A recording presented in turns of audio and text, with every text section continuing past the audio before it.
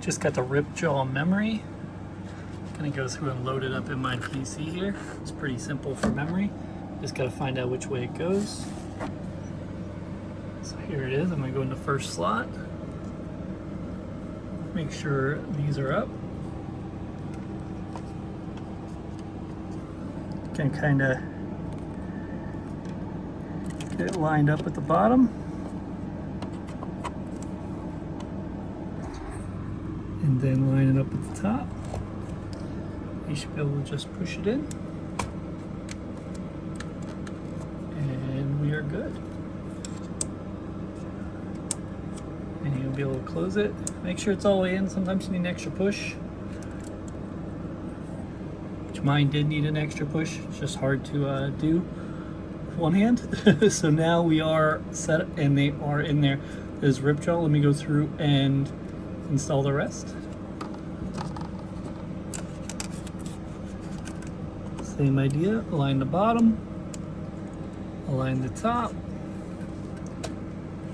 and push it in.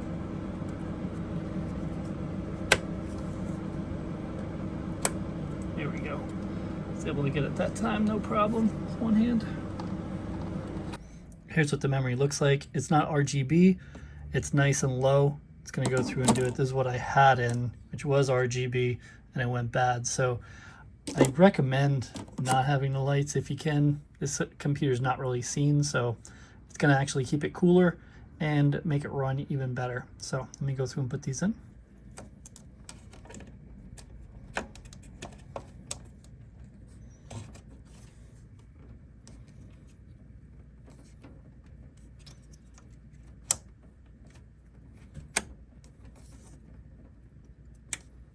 Oops.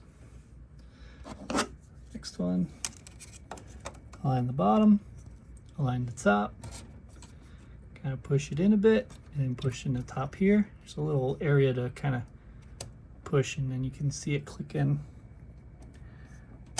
Same with the bottom, and you'll hear the click. So before you do any of this, you want to make sure you turn your PC power off right there, and probably unplug it as well. I'm just kind of leaving it plugged in because I'm a little lazy. So now I'll go through and try it out. And I'm booting it up. Looks good there. Let's check the monitor.